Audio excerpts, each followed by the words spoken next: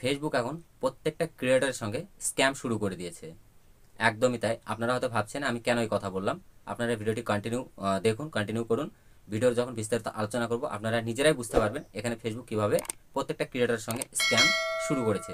তো যেখানে এখনকার বাজারে দাঁড়িয়ে এখানে সবাই কিন্তু কন্টেন্ট মনিটাইজেশনের আশায় ছুটছে, সবাই মেহনত করছে কন্টেন্ট মনিটাইজেশনের আশায়।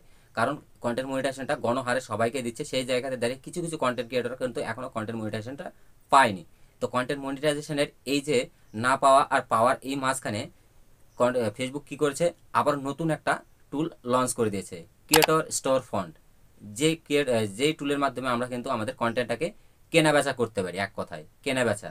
তো এই জায়গাতে দাঁড়িয়ে ফেসবুক দেখুন, যেখানে কন্টেন্ট মনিটাইজেশন আশায় সবাই ছুটছে, সেখানে নতুন করে আবার একটা লঞ্চ করে দিল টুল, ক্রিয়েটর স্টোর ফান্ড। সেখানে অনেক কন্টেন্ট ক্রিয়েটর ভাবছে যে যাক, একটা নতুন টুল যখন চলে এসেছে আবারও, তাহলে হয়তোবা এই টুলের মাধ্যমে আমরা আর্নিংটা জেনারেট বেশি করতে পারবো। কারণ এখানে যখন আমরা একটা কন্টেন্ট মেক করব, সেই কন্টেন্টটা যখন আমরা কেনা বেচার মাধ্যমে নিয়ে যাব, তো অবশ্যই সেখান থেকে আর্নিংয়ের আশাটা একটু বেশি করা যায়। তো সেই জায়গাতে দাঁড়িয়ে গত 8 তারিখ থেকে আবারও ফেসবুক কি করছে, এখানে গণহারে গণহারে পার্টনারশিপ অ্যাড দিচ্ছে সবাইকে। যে আপডেটটা, যে টুলটা বর্তমানে কোনো কাজেই আসবে না আমাদের, একদমই তাই। প্রত্যেকটা কন্টেন্ট ক্রিয়েটর এখন অ্যাভেলেবেল করছে সবাইকে পার্টনার মনিটাইজেশন। তো এইটা কিন্তু কোনো কাজের আসবে না, কারণ এটা অনেক দিনের পুরনো আপডেট, যেটাকে এখন আবার গণহারে সবাইকে দিচ্ছে। কারণ এটা আমি 2024 সালে অনেক আগেই আমার 3-4টে আইডিতে অটোমেটিক পেয়ে গেছি। এইটা যেখানে শুধু স্টার সেট আর পার্টনার মনিটাইজেশন, এই যে আপডেটটা যেটা দিয়েছে এই টুলটা, এটা কিন্তু আমি অনেক আগেই পেয়ে গেছি। আবারও নতুন করে গতকাল 8 তারিখে আমি আমার আরও একটা প্রোফাইলে কিন্তু এই একটা পেলাম, যেখানে আমার প্রত্যেকটা সেট আমি পেয়ে গেছি। তো দেখুন ফেসবুক এখানে কি স্ক্যাম করছে। এখন যে জায়গাতে কন্টেন্ট মনিটাইজেশনের আপডেটটা আসার পর থেকে যখন গণহারে ফেসবুক কন্টেন্ট মনিটাইজেশন দেওয়া শুরু করে দিল, তখন কি হয়েছে, এখানে কন্টেন্ট মনিটাইজেশন দিচ্ছে গণহারে, কিন্তু এখান থেকে আর্নিংয়ের দিকটা দেখতে গেলে কিন্তু একদম -0-তে নিয়ে আসছে। এখানে কিন্তু আর্নিং হচ্ছে না। এইটা দেখে কিন্তু ফেসবুক থেকে অনেক কন্টেন্ট ক্রিয়েটর কিন্তু ব্যাক করছে। তাদের কাজ করার উৎসাহ, কাজ করার আগ্রহটা কিন্তু অনেক কমে যাচ্ছে। অনেকে ফেসবুকে কাজ করা প্রায় ছেড়েই দিচ্ছে। তো সেই জায়গাতে দাঁড়িয়ে ফেসবুক এখন ভাবছে যে তাদের প্ল্যাটফর্ম থেকে যদি কন্টেন্ট ক্রিয়েটর এভাবে বেরোতে থাকে বা ব্যাক করতে থাকে, তাহলে এক সময় কিন্তু ফেসবুকটা কোথায় গিয়ে দাঁড়াবে।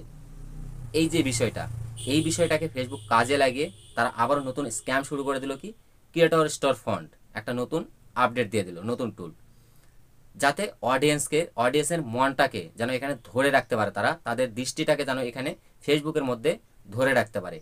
এর মাঝখানে কি করলো, একদিন দুদিনের পরেই আবার নতুন করে একটা আপডেট দিল, কি পার্টনার মনিটাইজেশনটা সবাইকে অ্যাভেলেবেল করছে। তো এই টুলটার কাজ কি, আপনারা চলুন আমি দেখিয়ে দিচ্ছি। এটা থেকে আপনারা কি সত্যি আর্নিং করতে পারবেন বা কিভাবে আর্নিং হয়, প্রত্যেকটা বিষয়ে আলোচনা করছি। পার্টনারশিপ অ্যাডটা কিন্তু কোনো কাজেরই না, আমি সেটা দেখিয়ে দিচ্ছি তোমাদেরকে। আমি যদি পার্টনারশিপ অ্যাডে ট্যাপ দিই, কিন্তু এখানে কোনো কিছু দেওয়া নেই। আপনারা এটাকে কিন্তু এখন কোনোভাবে কাজে লাগাতে পারবেন না। হাউ ইট ওয়ার্কসে যদি আমি ট্যাপ দিই, এখানে কিছু বলা আছে শুধু, যে আপনি যে পার্টনারশিপ অ্যাডটা, এটা আপনারা কিভাবে ইউজ করতে পারবেন। এটা ইউজ করতে পারবেন কারণ এটা কিন্তু অনেক আগে ইনস্টাগ্রামে দেওয়া আছে। ইনস্টাগ্রামে সেটাকে নতুন করে আবার ফেসবুকে দেওয়া আছে। এই যে এখানে দেখুন, এই যে ইনস্টাগ্রামে কিন্তু দেওয়া আছে।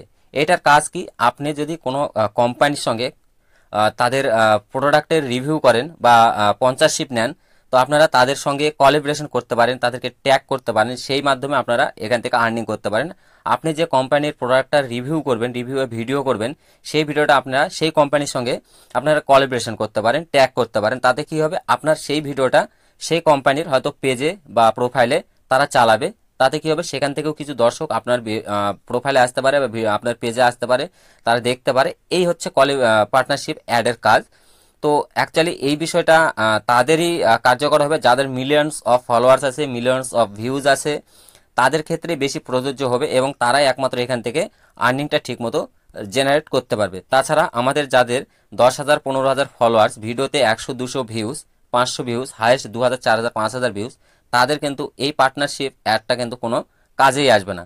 তারপরেও আবার আর একটা কথা, এখন যে পার্টনারশিপ অ্যাডটা গণহারে দেওয়া হচ্ছে, এটা কিন্তু জাস্ট আপনাকে দিয়েই দিয়েছে, এটা শুধু এইভাবেই রেখে দিতে হবে, এটা কোনো কাজেই আসবে না আপনাদের। আমি যদি পার্টনারশিপে অ্যাডে আবারও ট্যাপ দেই, এখানে কিছুই দেখাবে না আমাকে, এটা পুরোটাই পেজটা ফাঁকা। আপনি যদি কোনো ভিডিও এখন পাবলিশ করতে যান, সেখানে কিন্তু আপনি পার্টনারশিপ অ্যাডের কিন্তু অপশনটা পাবেন না, কারণ এটা কোনোভাবেই এখন কার্যকরী নয়। এটা জাস্ট একটা দিয়ে রেখেছে ক্রিয়েটরদের যে দৃষ্টি আকর্ষণটাকে সেটাকে ধরে রাখার জন্য কিন্তু এই কাজগুলো ফেসবুক করছে, যেটা অযথাই একটা আপডেট আমার মনে হয়। কারণ যখন একটা অ্যাড টুল লঞ্চ করেছে বা আপডেট দিয়েছে, সেটা যদি আমরা কাজে না লাগাতে পারি তাহলে কিন্তু এটা একদমই বেকার আমার মনে হয়। তো আপনারা ভালো করে বুঝতে পেরেছেন আমি যে প্রথমে কথাটা বলেছিলাম যে ফেসবুক পুরো কন্টেন্ট ক্রিয়েটরদের সঙ্গে স্ক্যাম শুরু করে দিয়েছে। আপনারা অবশ্যই বুঝতে পেরেছেন কেন স্ক্যাম করছে এটা।